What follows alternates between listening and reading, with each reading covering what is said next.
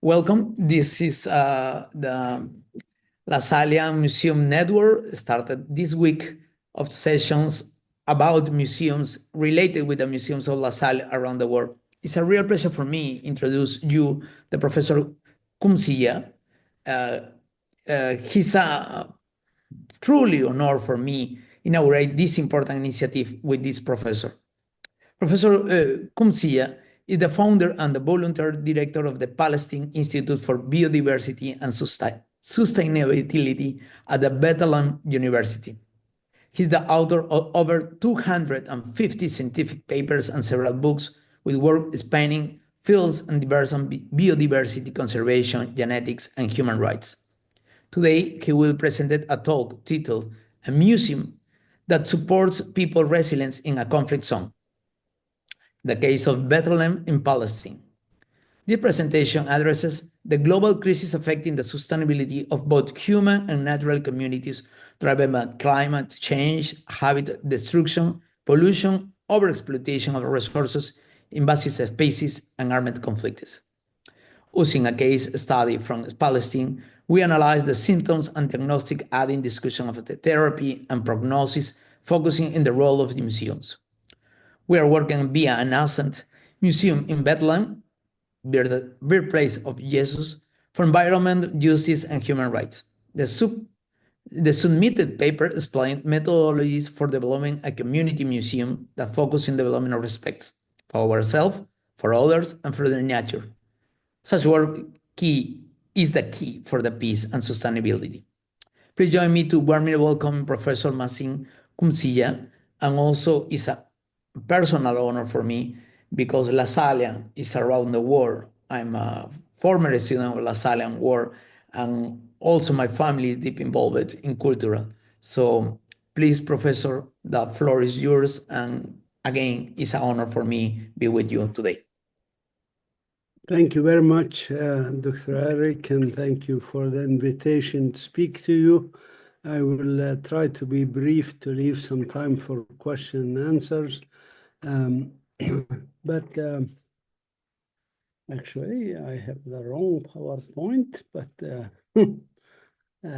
just 1 minute.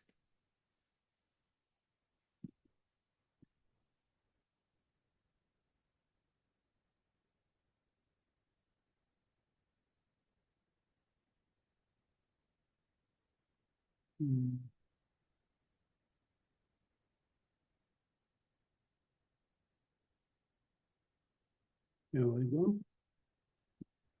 So, okay, so I'm speaking to you from Bethlehem. Of course, it's the birthplace of Jesus. It's an important area of the world because it's an area where humans first migrated out of Africa to the rest of the world about 100 to 150,000 years ago. And also, as a bottleneck, it still functions for migration of birds, for example, from Europe to Africa, from Eurasia to Africa. Over 500 million birds migrate.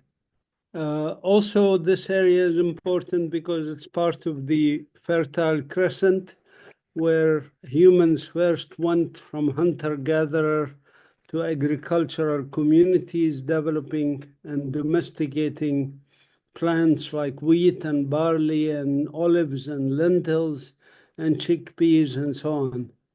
Of course, Palestine, like many countries that have been colonized, have had a significant impact of colonization.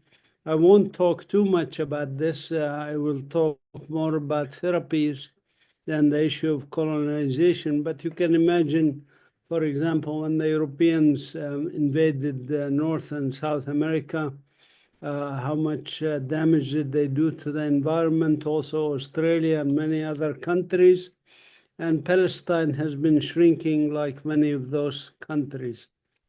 To counteract the environmental and human damage of colonialism, we established this Palestine Institute for Biodiversity and Sustainability, which focuses on some of the sustainable development goals as articulated by the UN SDGs, like life on Earth, life below water, protection, climate action, etc.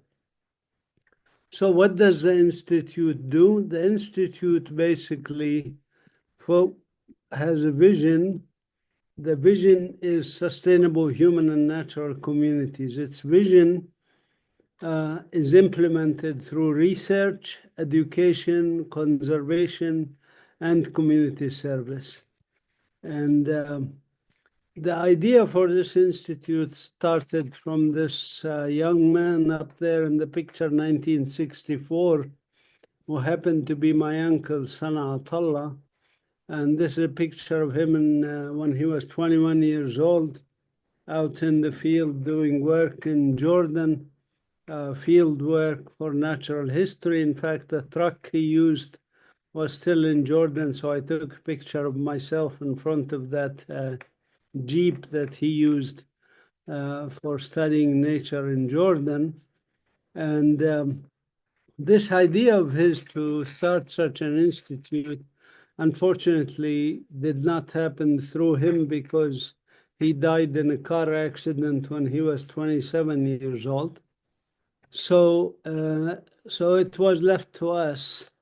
And we gathered our first meeting here. You can see a group of volunteers, young people, who joined us in reclaiming this site and making a natural history museum. Bethlehem University gave us the land and we took care of everything else. In these 11 years we've been functioning, we developed many things for this institute. One is the Museum of Natural History, another is a botanic garden, a biodiversity center, a herbarium, molecular labs, animal rehabilitation unit, and so on. Now, this talk I want to focus just on the museum part, the Museum of Natural History and what it does. As you know, a university museum, as you see in the yellow line, does not function by itself. There is a network of civil society organizations, non-governmental organizations, and governmental organizations that we work in the context of these things and try to do our work. What is our work? Our work is, as being an academic institution, is to develop science, but that's not sufficient, of course. If you are going to make a difference in society, you have to have the science translate into policy, and the policy translate into practice to preserve our environment and to preserve our people. So this bridging of science policy practice gaps can be done in many, many ways. Again, I don't have too much time to go into detail, but I give you examples, like we did the science-based reformulation of the protected area network in Palestine. We did the national report in the Convention of Biological Diversity, and we worked on the National Biodiversity Strategy and Action Plan. These are just some of our reports. This is the site we are in. This land belongs to Bethlehem University, which Bethlehem was established as a Catholic university, as you know, the Lasallian tradition. This is not the main campus of Bethlehem University. This is called the Marandria campus. And here we have existing buildings, as you see here and here. We also greenhouses that we have developed, etc. And we have a botanic garden down here. The infrastructure includes these exhibits on natural history, exhibits on cultural heritage, ethnography. It includes many facilities, children playground. We engage in education of children at the museum, like holding summer camps. We also have food sovereignty in the campus. On the Marandria campus, we grow some vegetables and fish and things like that. We will be doing more of this. This is our olive harvesting. You can see here children even helping us pick the olives in the garden. And we have a community garden where some people come and plant some things in our garden.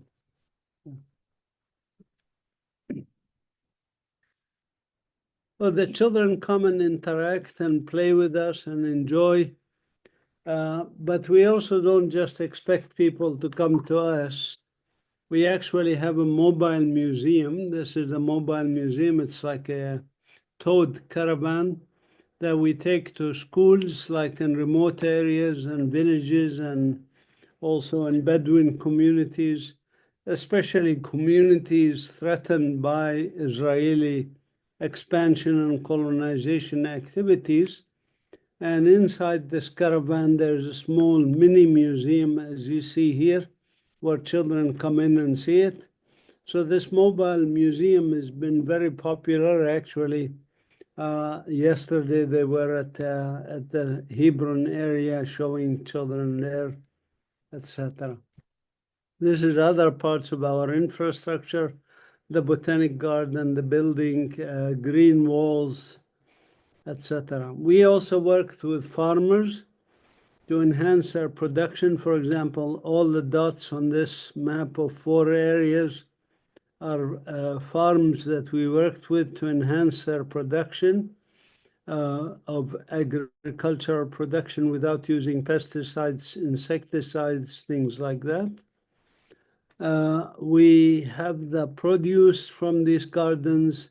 We help women, for example, to learn how to use produce, how to make even cosmetics from the produce, and also how to sell this produce. So here are some women, for example, selling their produce that we help them do. We rely a lot in these activities on volunteers. We've had over 600 volunteers in 10 years, and they provide 80% of labor. There's actually 2 volunteers here listening to me, and they talk, and they come from 47 countries. This is just some of what the volunteers do, like work in the garden. The one on the upper right-hand corner is a biogas unit that the volunteers built. Also, volunteers cook and eat together, which is fun and exciting activities.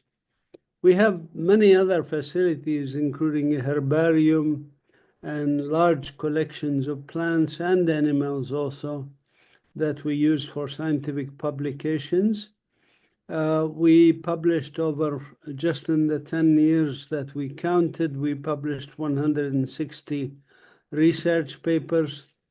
Our people are of diverse backgrounds and religions, and we enjoy working with them. This is the new museum that we are constructing and finishing off now, and it will have 1,250 square meters in it. This is what it looks like as it's being built, the elevator shaft, etc. This is what the inside will look like in a few months, 3 or 4 months. We will have opening, God willing, for this museum. This is important, of course, to do such institutions, even in the difficult situations that we live in. As you know, we are subjected to a genocide, but also to an ecocide. The genocide, of course, since the founding of the State of Israel, over 500,000 Palestinians have been killed. And most of us are refugees and displaced people, 8.5 million of us. But in addition to the genocide and the ethnic cleansing, there's this scholastic side. There's a destruction of our universities. I published actually a paper on this just a few months ago. These are universities in Gaza. You can see before and after at the upper right-hand corner what they did to this one building. But all the universities in Gaza were destroyed and rendered out of service. That also included museums in Gaza. They were destroyed. So there's a potentiality of them coming to destroy our museum here and our institute at Bethlehem University. Nevertheless, we continue to struggle, of course, to build. And in fact, I have more ambitious plans. This is AI generated and some of my own drawings of what I'd like to do in Gaza is set up an institution, an extension of this institution and a museum in Gaza Strip after hopefully the end of this genocide and scholasticide. There's also, of course, an ecocide, destruction of our environment. And we just published a paper on the remote sensing of tree cover in Gaza. And we showed that more than 90% of the tree cover in Gaza is gone. In some places, more than 95% of tree cover is gone. So we have to restore all of that. And this is not going to be easy, but we will work on it. This is, of course, being from Bethlehem, I have to show you this picture, Mother Mary and baby Jesus on the left. On the right is a woman from the Gaza Strip with her baby.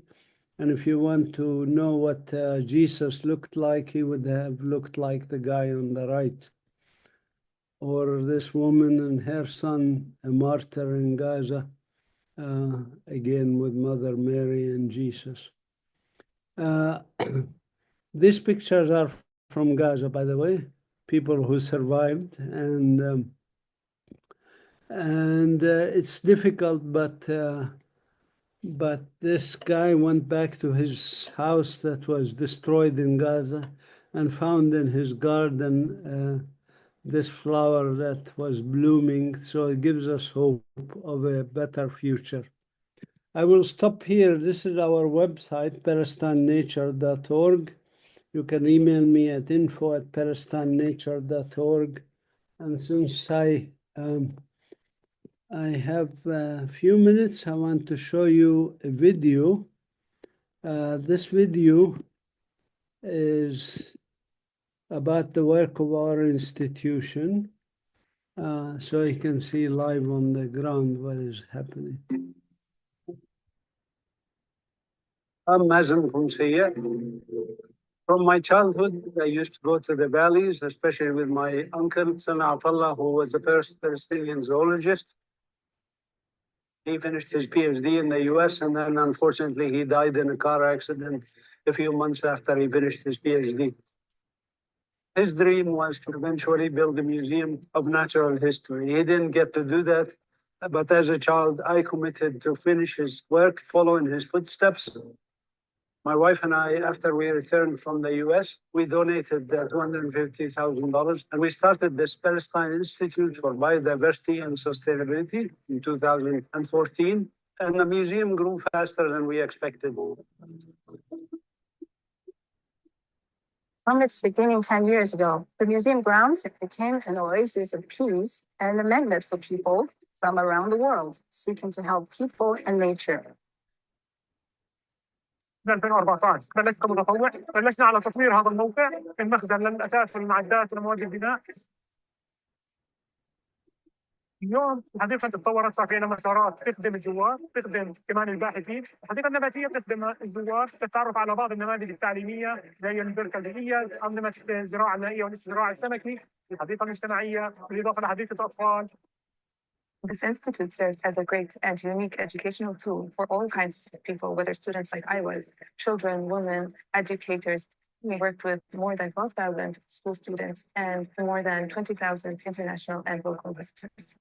Our natural history exhibit is also a great tool to teach people and show people all of the biodiversity found in Palestine. We also have a mobile educational unit, which is basically a museum on wheels that we take all over the West Bank to marginalized communities that are not able to reach us.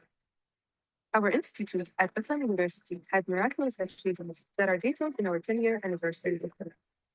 Some of them include leading the efforts to create the National Report for the Convention on Biological Diversity, create the National Biodiversity Strategy and Action Plan, as well as formulate a new protected areas network. We developed valuable collections, including thousands of invertebrate and vertebrate specimens, herbarium specimens, hundreds of geological and paleontological specimens, rare and antique books, as well as ethnographic, historical, or cultural items. The Institute at Bethlehem University has become not only a national institute, but also a regional and global institute, and a destination for researchers and visitors from around the world. In terms of research, we published 128 research publications. We have also conservation efforts. We did community service, working with farmers, with marginalized communities, with women, to empower them to make sure that they follow their dreams like we followed our dreams.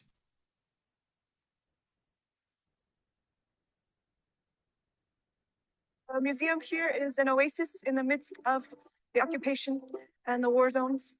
It is a beautiful place to preserve nature and learn about the biodiversity of Palestine. I am learning so much as I volunteer here. حابة أشكر المعهد على جهوده المثيرة في تعريفي على التنوع الحيوي في فلسطين من خلال الفعاليات التي شاركت فيها، حيث زاد حبي واهتمامي لطبيعة بلادي، وأدركت أن يجب الحفاظ على بيئتنا لأنها أساس المستقبل. I'm addicted to love of this institution and all it stands for. I love to volunteer here and observe nature and busy people working to leave this world a better place for future generations. I followed the dream of my uncle, and with the help of these volunteers and my wife, we were able to achieve more than we expected in those 10 years. I want to thank our volunteers and our staff and everybody who contributed to this project. Thank you.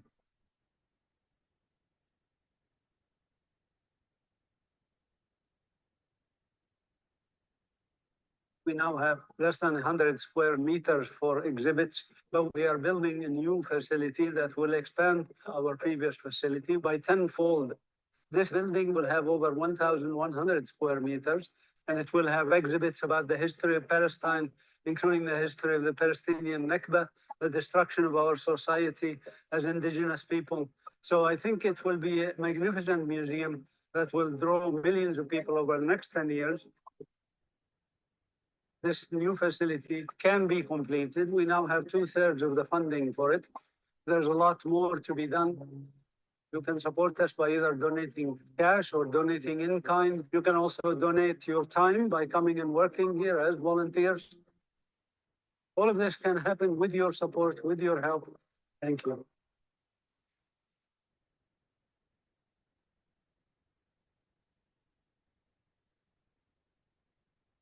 Thank you. I will stop here.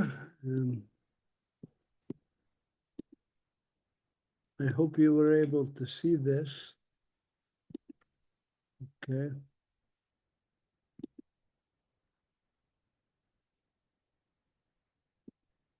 Thank you very much for the presentation, Professor Qumsiyeh. If any of the attendees have a question or comment, please feel free to share it in the chat.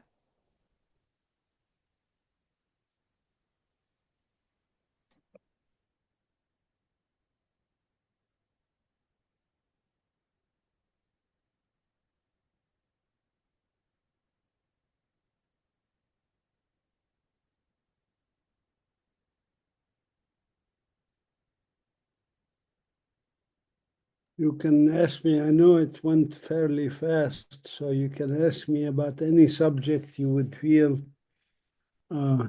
Si alguien de los asistentes desea hacer una pregunta, puede hacerla por favor por el chat.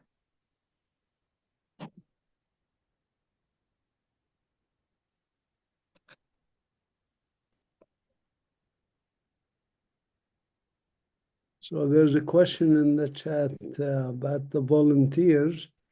There's the initiative of our institute, as I showed, is varied.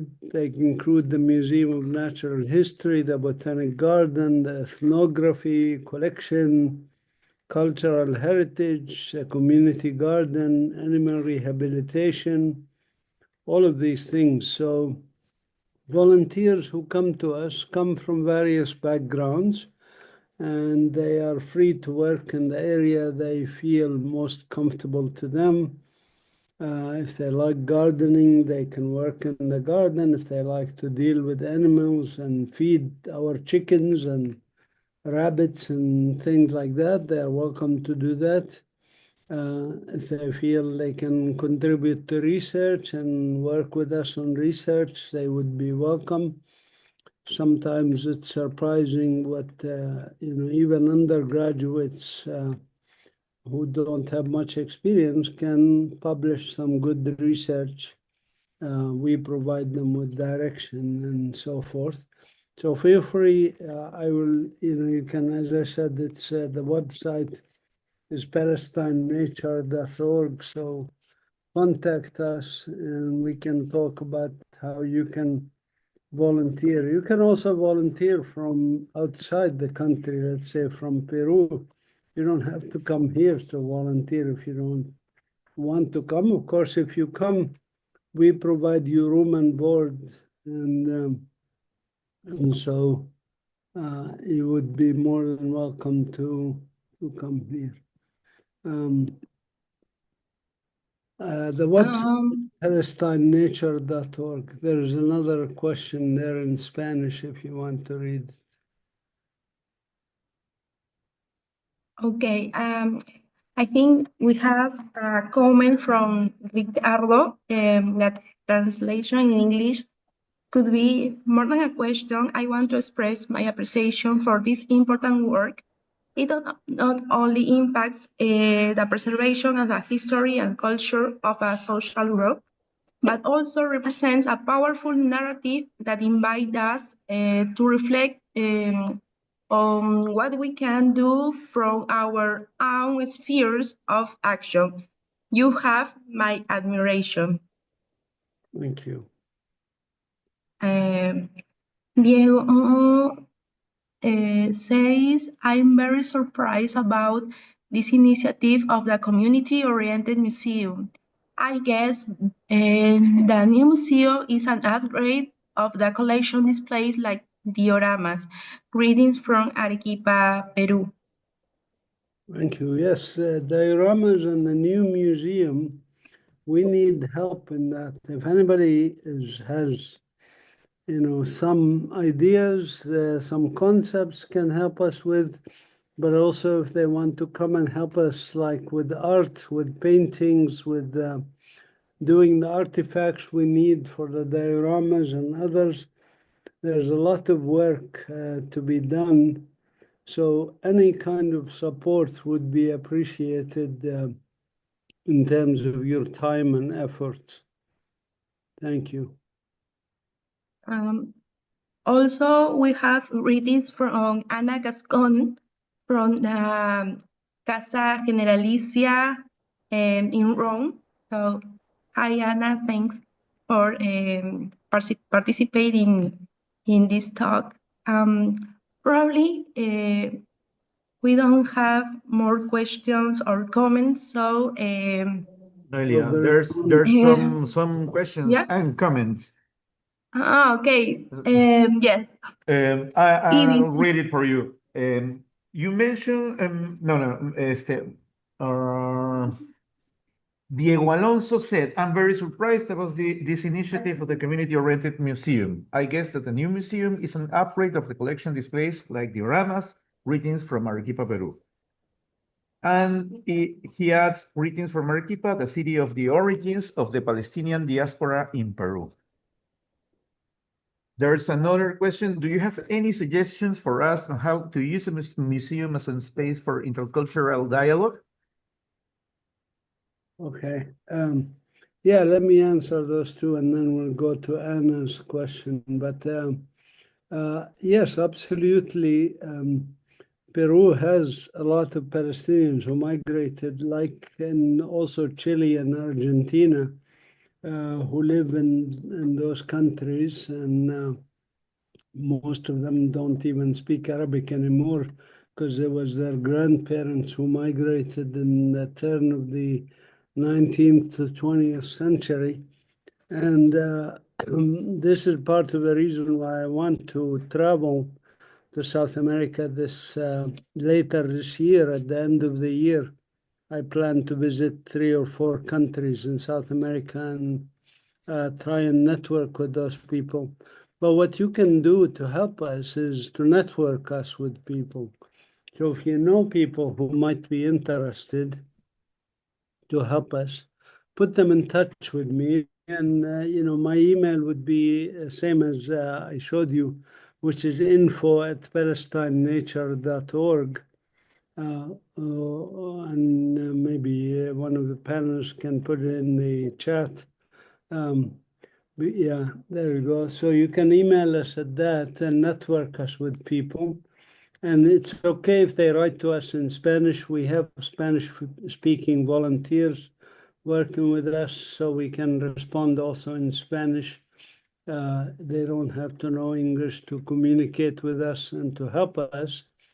And now, how to use the museum for intercultural dialogue, a very, very important question. Museums, the history of museology in the world, it started from very rich people, kings and emperors who liked to collect some things from local people, curiosities, they used to call them. So unfortunately, museums started out as the privilege of the rich and famous and powerful, and the local people were usually excluded or marginalized, and sometimes even their artifacts stolen. As you know, much of the European museums collections are stolen from the countries they colonized. Having said that, museums in a new incarnation of them can actually do the reverse. They can connect people to their heritage. They can work for the poor people. I showed you the examples of this from our own institution, like going with the mobile museum, teach children about the environment and protection, teach them to have pride in their culture, etc. So museums can act as a opposite to colonization and opposite to oppression, if you want, but only if they're run by indigenous people who know and value their own cultural heritage. So this is what we try to do, and we have actually succeeded in this here, to the point that some other developing countries have started asking us for advice. I got invited to speak in Egypt, Uganda, Jordan, Lebanon, other countries about our experiences in creating spaces. As you said, spaces not just for intercultural dialogue. You cannot have intercultural dialogue if you really do not liberate your mind to have your own culture protected and enhanced against oppression. So first you empower yourself. I skipped over one part of a slide where I meant to tell you our motto here is respect. What is that? Respect for what? First and foremost, respect ourselves as indigenous people, whether natives in the Amazon, tribes in the Amazon, or Aztecs, or whatever.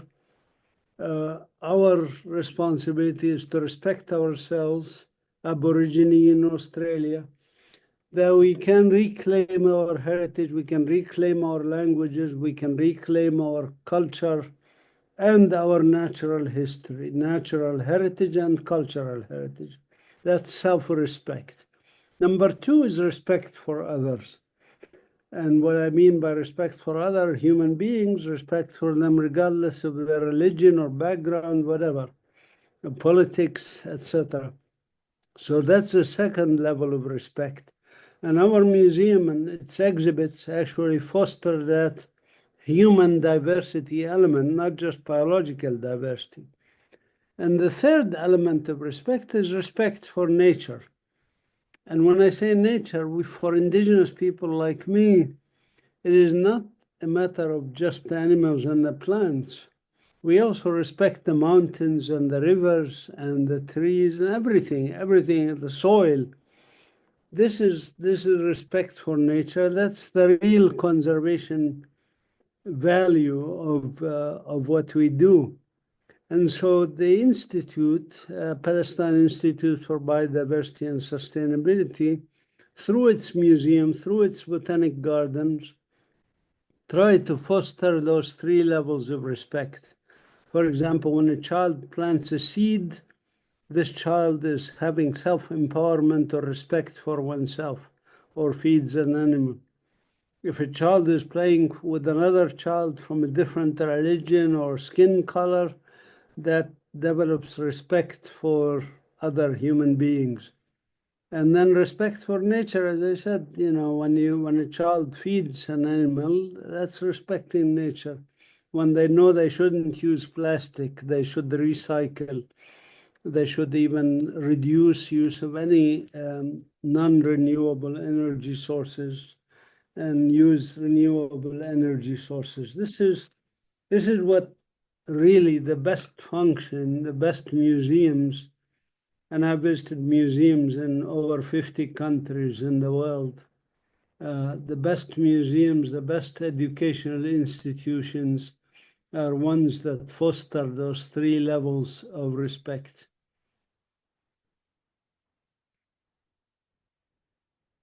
And then, let's see.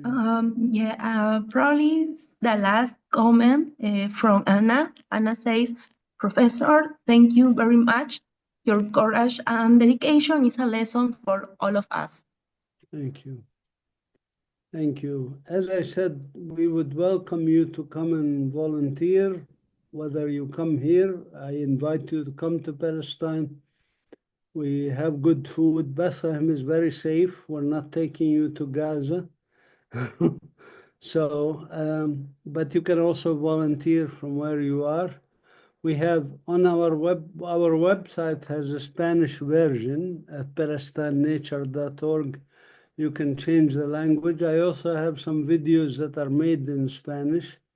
I can share them with you. So if you write me to that email, info@palestinenature.org, and ask me any question. And anyway, even if you don't ask me, just write me an email, because then I have your email and we can network together. I can add you to our email list to receive information about our museum, our developments here in Palestine, what's happening on the ground with the ecocide, with the scholasticide, with the genocide, with the medicide, even destruction of our healthcare services in Gaza. All the hospitals and clinics have been destroyed. So I can keep you informed. And please act in your own neighborhood. You don't have to help us. You can act in your own neighborhood. Make sure people understand there's climate change, there's habitat destruction, pollution, other things that they have to work on, whether in Peru or in Palestine or anywhere else on earth. Thank you. Professor Qumsiyeh, thank you once again for your inspiring presentation and for sharing your time and knowledge with us today. It's been an honor to have you with us.